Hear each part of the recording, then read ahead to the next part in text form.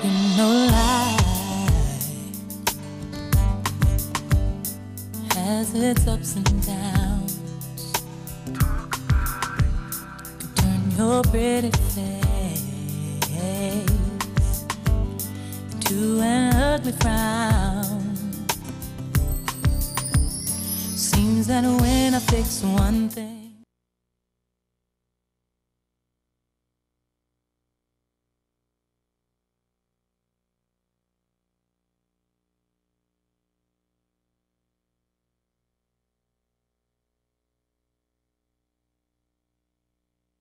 Hello, welcome back to The Awakening. I'm your host, Angela Brown.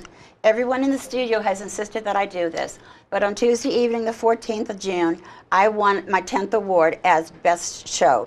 So The Awakening has been chosen the best show for this year, which really doesn't mean a whole lot to me. I'm very proud of it, but I'm not a bragger either. Today's show is going to be a wild one, I think, a no wake-up call, really. Who's taking care of your child? We're going to be dealing with children who come home, the latchkey child, the child who does not have anyone in the home to greet them. We don't know who they may open the door to, what are they going to do on the computer, what are they going to get into, are they going to smoke cigarettes, are they going to bring friends in with joints? You just don't know. So I've chosen this part today to hopefully maybe make all of us aware of what children can do when they're left home alone. And also, one statement I'd like to make, I am glad Congressman Weiner is going to walk down because it's not a good thing he did. Welcome back to the show, Milan. How are you? Thank you. I'm great, thank you. That's good. Thanks for having me. You're welcome. What did you think I just said about Congressman Warner, or Weiner, I should say? I think it's the appropriate thing to do. I do too. I think that he is one, like many powerful men in politics and otherwise, who were under the mindset of I'm so powerful, I'm beyond the realm of consequence, right? So I do think that it is just a decent thing to do for A, his career, B, for his wife, you know, and C, for public, you know, for the public. And I find it interesting how so many of these politicians completely omit the whole concept of I'm a public servant. Yes. They do so many things that, and I guess they think that the public will never get wind of it when it's a very public act, and then they do it over very public mediums of communication like technology. When you go on the computer, it's like, what, you know, putting it all over, it goes all over. Exactly, yeah. But you know, I heard the President Obama last night, and he said, and I repeat, if that were me, I'd step down. Yeah. That was his words, I mean, and I was proud of him for saying, I don't think he would do something like that. Because if he didn't step down, it's almost sending a signal of, I don't care what you all think of me. Yes. I am a public servant, but I'm only a public servant when it's convenient. Yeah. So let me just stay on because it's convenient for me. So that's right, but I'm just glad he's walking away. Yep. I'm glad. All right, like I told you, we did a show a few days ago, and I received, I don't know, 25, 30 phone calls pertaining to children who are left home. These women are very concerned about Twitter, the cell phones, the computers, the food they can gorge themselves on while they're waiting, and not answering their own home phone number when the mom calls to find out, are you okay, little John? Are you okay, little Mary? There's no answer to the phone calls. So I think I don't know, right now, I feel that the whole dang world is hell-bent on electrical things for our kids to do instead of just sharing. Yeah. You know, talking with your mom, talking with your dad. I don't think they should have these things. Right. What do you think? Well, it's kind of a catch-22. On one end, it's easy to say they shouldn't have it, but on another end, whenever society normalizes something like the use of technology, then it makes us feel like we just can't do without it. I do think parents should just take a step back to see whether or not the technology that their kids have is a needed technology. Like cell phones, for example. One thing that's so interesting about cell phones is that and I'm 28 years old, so when I was a teenager, I didn't even get my first cell phone until I was a sophomore in college. Yes. So I went through teenage years fine without having a cell phone. There was never an issue. You know, the communication factor wasn't a problem. Whereas it's interesting because now children have cell phones as early as 4 years old. Exactly. Some kids have iPhones as early as 14, if not younger. Yes. And so we just My niece has one and she's only 8. Which is amazing because I don't even have one. Okay, tell your niece to call me. Let's switch phones. I will. But Okay, but she doesn't need that either. Yeah, and so I think as parents, we really have to take a step back, and it's hard because when society normalizes something, we then make it seem like it's a need versus a want. Right. And so parents really have to step back and really take a hard critical look at whether or not the technology that their kids have is an essential element. And if it is an essential element, then we have to decide what can we do to it to make it a manageable, a productive element within their life. Yes. I watch a lot of television because I have CTV, but not CTV, I have DirecTV. And there's always shows on there talking about, please do something about Johnny being on the computer all the time. And one little boy, he almost lost his vision. He would come home from school and sit on it for 5 and 6 hours. So I'm wondering, is this, all of this technology, is this good for as a babysitter or? It has extremely detrimental effects across the board. I mean, number one, children who watch TV on a very regular, consistent basis, they have a very hard time focusing in school because of the high, the flashing images, the fast imagery. So it makes it extremely difficult for a child to concentrate in school, especially when you're trying to master something like reading, which requires a huge amount of patience. Math requires a huge amount of patience as well to be able to work through a lot of math problems. And so we are reducing our kids' ability to pay attention and focus in school. We're taking their lives away from them in a sense. We are. We're increasing their obesity rates. Yes, we from are. They're just sitting there not doing anything. We are also increasing the level of exposure they have to unsatisfactory images. So children who watch images of violence and sex, which is a very normalized thing on TV. That's all there is. Exactly. They absorb that and they too act out in sexual violent acts. Right. That becomes their norm, their reality. Right. And I mentioned this on the last show.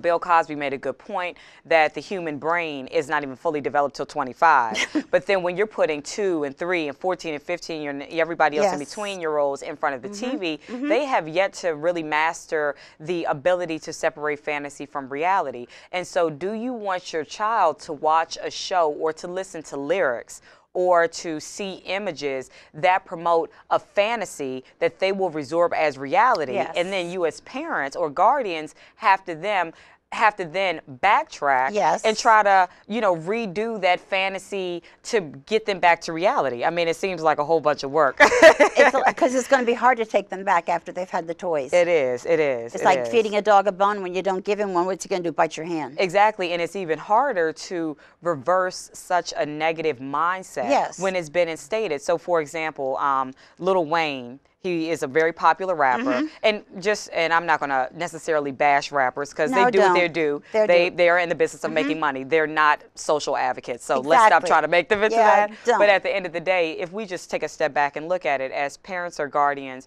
we put children in front of a TV, or we let them even listen to lyrics on the radio, but we're letting them do things outside of our supervision. So Lil Wayne, for example, has a song, and I think the song is called Right Above It. And in the song, he says, beautiful black women, I bet that BITCH looks better red. And so just imagine for a second, if you have a young, dark-skinned female daughter who is sitting there watching Lil Wayne videos, watching rap videos, or listening to the stuff online, and not just rap, just across the board, and just having a line like that stick in their head, do you understand, or not you, but as parents and as guardians, we have to understand that that child at that moment is absorbing a line in their head that is basically telling them that they are ugly simply because of the fact that they're a dark-skinned woman, or they are something other than light-skinned. And it's telling a light-skinned woman that she has some illusionary sense of beauty just because she's light-skinned. And either way, it is still a very it's a lie, and it is a complete myth. And we allow, as parents and as guardians, youth workers, whoever, we are allowing those lyrics like that to seep into the minds of not only our young girls, our young boys, and trying to reverse that mindset is very difficult once they have been steeped into it. Each one of us has a retroactive part to our brain. That is where we store all of this information. And when they get that into their heads, it's going to be damn hard to work it out of them.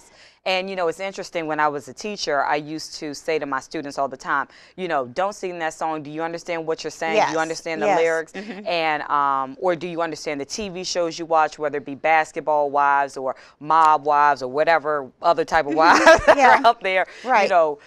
And these women are on TV, they're fighting, they're cussing each other, and this is their primary conflict resolution skills. And then we turn around and we see our youth mimic that. It is by no mystery. They do what they see. Exactly. They do what they see. Especially with a movie star, they want to be like them. They want to follow that. Exactly. And for us to then have to go back, you know, as retrain. Yeah, and to retrain these kids. I mean, it's hard to do. But you can't do that. I don't know how in the holy God's world we'd ever get it all out of their heads. I don't know. I don't know. Look at that little boy. His last name is Beaver, Justin Bieber. Look how he shot to the top. $140 million just like that. Yeah. Now he's almost disappeared from the light of the world. That's actually really true. Yes, it's true. I didn't even. I never watched TV, so this is why I don't know. I thought this. Well, my niece who's 8, she just thought, oh, this guy is really great. Yeah. She's got his shirt, she's got his school bag and all this. But now the child has vanished. How do you think he's going to react? Drinking, eventually drugs, and his future is going to be SHIT. Yeah, and you know, you made up a good point. You brought up a good point with Justin Bieber that actually rang in my head is the marketing. You know, these companies spend billions of dollars marketing to children, and children then take on this. Persona. This persona, and they become huge beggars. Yes. Mom, I want McDonald's. Mom, I gotta have Doritos. Yes. Dad, I have to have this. Dad, I have to have that. And the thing is, we don't even understand. A lot of us don't even understand how now our children have become the direct target audience of so many marketing campaigns for large industries across the board. That's how they sell it. Exactly. And so it's one thing to retrain your kids in terms of, you know, trying to build their self-esteem when it's been shattered by so many things that have been highlighted in the media. But it's a whole nother thing of trying to get your kids to stop wanting and stop begging for food and clothes that cost way and cause you to spend way above your means. But one thing you've got to do is set that child down and tell them, I don't have the money for that. Exactly. I can't afford this. It's not, you don't need it. Right. None of us need half the stuff we have. Exactly. I will honestly say that we don't need half the stuff we have. Exactly. But you know, but that goes, and you're exactly right, going into this TV world and going into the computer and the video game world, it's one thing to tell them, you don't need that, you don't need that, you don't need that. But I can tell you, the marketing that these companies are doing totally outweighs it puts so much of a brainwashing mindset in this child. Your child. It takes over what even the parents are saying. So on one end, the parents saying we're not afforded, and the parents may not be able to afford it, and the parents may not buy it. But just imagine the frustration that the parents have as the child is sitting there begging and having temper tantrums in the store because the parents are saying no. But what I've learned too, that some of these children whose mother and fathers do not have the money, they will go in the stores and they will steal these things. Yep. They steal and they walk out, and you hear the beeper go off, and them kids run like holy hell. Yes. And you know, but this all goes back, Angela, to this illusion that we're selling our children. Yeah, this is a fantasy world. Total fantasy. Fantasy. And I think that before we even go to the children, we have to go, like we're doing right now, to the parents. And I think in a lot of the parents' mind, they themselves have to release a level of the illusion so that they can stop the pattern of bringing this illusionary happiness and illusionary wants and needs to their children. You know, a lot of parents are clearly okay with the fact that their kids have flat screen TVs in their house, in their bedrooms, or iPads or iPhones at 8 years old, or that the kids sit in front of the TV for sometimes 4 hours after they get out of school. So the only engagement that the kid has outside of school is TV, and then they go to sleep. But the stuff is not real. Half of it's not real. It's not real, and it equates to no bit of anything in the long term. But it's so hard to get through to them because homework should be the first thing they do when they come home. But they don't. They'll grab a big thing of milk, no, Pepsi, I'm sorry, Pepsi or Coke, whatever,